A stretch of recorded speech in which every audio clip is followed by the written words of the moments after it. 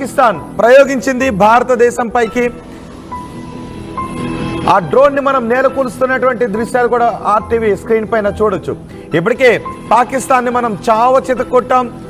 Operation Sindoor తో కేవలం పాకిస్తాన్ ఉగ్ర శిబిరాలను మాత్రమే మనం నాశనం చేశాం. ఎప్పుడైతే పాకిస్తాన్ తన సైన్యాన్ని భారతదేశం పైకి ఎయిర్ స్ట్రైక్స్ చేయడానికి ప్రయత్నం చేసిందో వాళ్ళ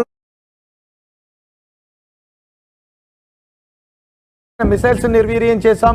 పాకిస్తాన్ యుద్ధ విమానాలను కూడా మనం ధ్వంసం చేశాం. అంతేకాదు మనం ఈసారి ప్రయోగించిన మిసైల్స్ లో పాకిస్తాన్ ఇన్ఫ్రాను కూడా లక్ష్యంగా చేసుకొని ఇన్ఫ్రాస్ట్రక్చర్ని ధ్వంసం చేశాం. పాకిస్తాన్ ఇన్ఫ్రాస్ట్రక్చర్ని మనం ధ్వంసం చేయడంతో పాకిస్తాన్ ఎయిర్ షిప్స్ ధ్వంసమయ్యాయి. ఇప్పుడు మీరు ఆర్టీవీ స్క్రీన్ పైన చూస్తున్నది తెల్లవారుజామున 4 గంటలకు వాళ్ళు పంపించినటువంటి డ్రోన్ని. అదిగో ఆ ప్రదేశంలోనే మనం డ్రోన్ని కూల్చివేసాం. ఒక్కసారికి అక్కడికి భారీగా శబ్దం రావడంతో ఆల్రెడీ కాశ్మీర్లో ప్రజలు నిద్ర లేకుండానే రాత్రంతా బంకర్లో గడిపారు. అటువైపు పెద్ద శబ్దం రావడంతో ఒక్కసారిగా అక్కడ షూట్ చేశారు. దాన్ని చిత్రీకరిస్తే ఆ ప్రదేశంలోనే మనం ప్రయోగించినటువంటి ఆయుధం పాకిస్తాన్ డ్రోన్ని నేలకూరుస్తున్నటువంటి ఘటన ఈ ప్రదేశంలోనే చోటు చేసుకుంది. ఇప్పటికే మనం పాకిస్తాన్ కరాచీ పోర్ట్ని మనం ధ్వంసం చేసాం. సుమారు 70% పోర్ట్ ధ్వంసం అయిపోయింది. పాకిస్తాన్ ఎయిర్ స్ట్రిప్స్ ధ్వంసం అయిపోయాయి. పాకిస్తాన్ విమానాశ్రయాలను కూడా కొన్ని ధ్వంసమైనటువంటి పరిస్థితి ఉంది. ఇప్పుడు పాకిస్తాన్ వాళ్ళ యుద్ధ విమానాల్ని నడపాలి అంటే ఎయిర్ షిప్స్ని వాడాలి. ఆ ఎయిర్ షిప్స్ కూడా ధ్వంసమైనటువంటి పరిస్థితుల్లో ఈరోజు పాకిస్తాన్ ఏం చేస్తుంది? ఇప్పటికే పాకిస్తాన్ ఉగ్రవాదులను ఉసుగొలుపుతుంది. వీలైనంత భారతదేశంలో దాడులు చేయడానికి పాకిస్తాన్ ప్రేరేపిత ఉగ్రవాదులను కూడా ఉసుగొలుపుతున్నటువంటి పరిస్థితులు చోటు చేసుకున్నాయి. అటు సైన్యం ఏమీ చేయలేకపోతుంది, ఇటు ఉగ్రవాదులు కొన్ని దొంగ దెబ్బలు మాత్రమే, పెహల్గాం లాంటి దొంగ దెబ్బలు మాత్రమే ఉగ్రవాదులు తీయగలుగుతున్నారు. దానికి ఫలితాన్ని అనుభవించగలుగుతున్నారు. సైన్యం అనుకుంటూ ఉంది మనం భారతదేశంలో లక్ష్యాలను ఛేదించి భారతదేశంపై విధ్వంసాలను సృష్టించాలి అని ఇప్పుడు సైన్యం కూడా అనుకుంది. అందుకే భారతదేశానికి మేము దీన్ని యుద్ధంగానే తీసుకున్నాం.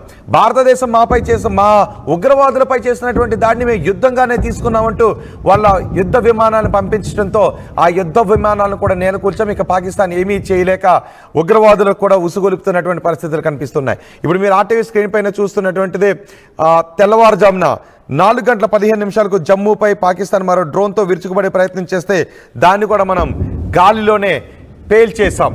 ఎస్ కృష్ణమోహన్, ఇప్పుడు పాకిస్తాన్ ఆల్రెడీ కరాచీ పోర్ట్ ధ్వంసం అయిపోయి నాశనం అయిపోయి ఏం చేయాలో అర్థం కాని పరిస్థితిలో ఉంది. ఎయిర్ స్ట్రిప్స్ని కూడా మనం నాశనం చేస్తాం. మరోసారి పాకిస్తాన్ దుస్సాహసానికి పాల్పడే అవకాశం ఉంటుందా? డెఫినెట్గా పాకిస్తాన్కి నిన్న రాత్రి లేదు, ఇప్పుడు తెల్లారుజామున వరకు జరిగిన చాలా కీలకమైన పరిణామాల్లో అసలు ఏం చేయాలో అర్థం కాని పరిస్థితులకు పాకిస్తాన్ వెళ్ళిపోయింది. ఒకవైపు పూర్తిగా కూడా కరాచీ పోర్టు మొత్తం కూడా ధ్వంసమైన నేపథ్యంలో అక్కడ ఇస్రాత్ తర్వాత అక్కడ ఉన్న క్షిపణులు కావచ్చు, లేకపోతే బ్రహ్మోస్ లాంటి క్షిపణులను కూడా వాటి మీద ప్రయోగించారు.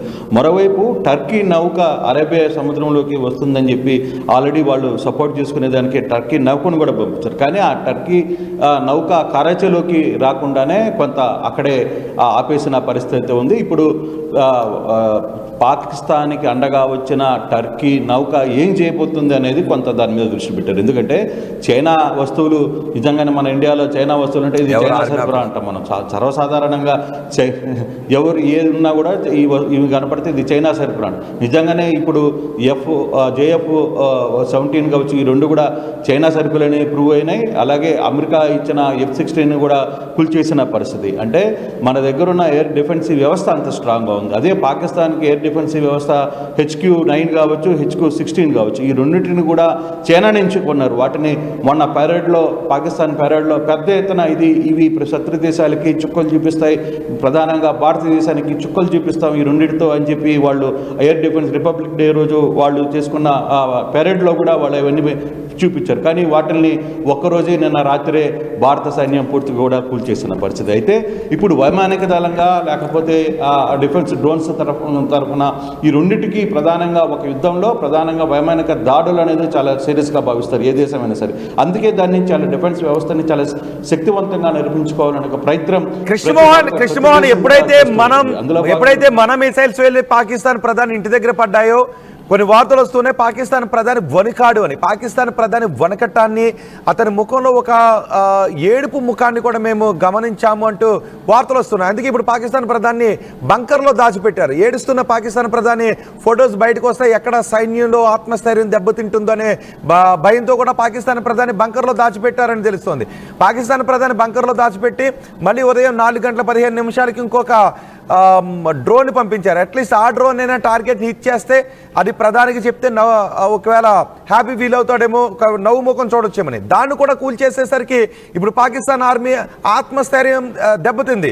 సో ఈ పాకిస్తాన్ ప్రధాని ఏడుస్తున్నాడు, అది ఆత్మస్థైర్యం దెబ్బతింటుందని బంకర్లో దాచిపెట్టిన విషయాన్ని ఎలా చూడాలి అసలు? అంటే బేసిక్గా ఒక వారు జరుగుతున్నప్పుడు కావచ్చు, ఒక యుద్ధం ఏ దేశంలో అయినా సరే ఒక యుద్ధం జరుగుతున్నప్పుడు ఆ దేశ ప్రధానంగా ముందుండి నడిపించే పరిస్థితి జరుగుతుంది. కానీ ఇప్పుడు పాకిస్తాన్కి రాత్రి మనం చూపించిన చుక్కలతో కేవలం అసలు ఇస్లామాబాద్లోని పాకిస్తాన్ ప్రధాని ఇంటి సమీపంలోనే బాంబు దాడులు జరగడంతో ఆయన ఒక్కసారిగా షాక్కు గురైన పరిస్థితి. అతన్ని హుటాహుటిన బంకర్లో తీసుకువెళ్ళి దాచిపెట్టాల్సిన పరిస్థితి. నిజంగానే పాకిస్తాన్ ప్రధాని బంకర్లో దాక్కున్నాడని పాకిస్తాన్ ప్రజలందరికీ అర్థమైపోయింది. ఇప్పటికే పాక్ సైన్యాధిపతి ఊరోజులు వెళ్ళిపోయాడని సమాచారం ఉంటే ఇప్పుడు పాక్ ప్రధాని బంకర్లో దాక్కున్నాడని చెప్పి పాకిస్తాన్ ఇంకా ఎవరు నిజానికి సేఫ్ ప్లేస్ కి తీసుకెళ్తారు. బంకర్లో దాచేటప్పటికి అంటే ప్రధాని అంటున్నాడు, నేను విన్నాను, నాకు వినపడింది శబ్దం, నేను చూశాను అని ఒక టెన్షన్లో ఉన్నాడంటే, ఏడుస్తున్నాడు అనేటువంటి ఒక సమాచారం కూడా వస్తుంది. ఇప్పటికే కొంతమంది సైనికులు ఉద్యోగాలను వదిలి వెళ్ళిపోయారు. 4,500 మంది వరకు. వాళ్ళకి అర్థమైంది మనం తప్పు చేస్తున్నామనే విషయాన్ని. ఇప్పటికీ ఉన్నటువంటి సైనికుల్లో కూడా ఇంకా ఉగ్రవాద లక్షణాలు ఉన్నటువంటి సైనికులే పాకిస్తాన్ మిలిటరీలో ఉన్నారు. ఇప్పుడు పాకిస్తాన్ ప్రధాని ఏడుస్తూ ఉంటే ఆ ఏడ్చేటటువంటి దృశ్యాలు బయటికి గమనం వస్తే మిగిలినటువంటి సైనికులు కూడా ఆత్మస్థైర్యం దెబ్బతింటుంది. ఒకవేళ ప్రపంచానికి వేరే సంకేతాలు వెళ్ళిపోతే బంకర్లో దాచిపెట్టేశారు. నిజానికి ప్రధానిని ముందుకు తీసుకొచ్చి ప్రధానితో జాతిని ఉద్దేశించి మాట్లాడాల్సినటువంటి ఈ సమయంలో ఏడుపుగా ఆపుకోలేకపోతున్న ప్రధాని జాతికి చూపిస్తే వాళ్ళు ఏమైపోతారనే భయంతో బంకర్లో దాచిపెట్టారు. సో దాచిపెట్టి తెల్లవారుజాము 4:15 ఒక డ్రోన్ని పంపించారు. ఎలా చూడాలి దాన్ని?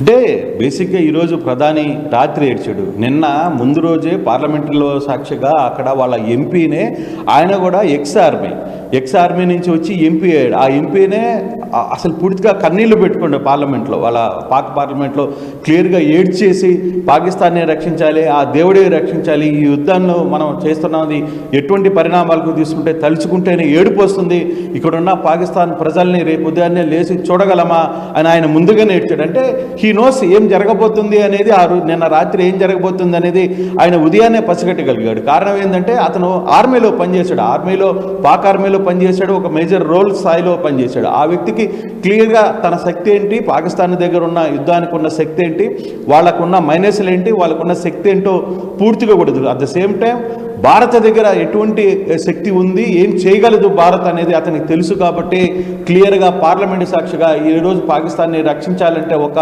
అల్లానే తప్పితే ఇంకా ఎవరు రక్షించలేరు అని చెప్పి ఆయన కన్నీళ్లు పెట్టుకున్న పరిస్థితి మనం చూసాం క్లియర్గా.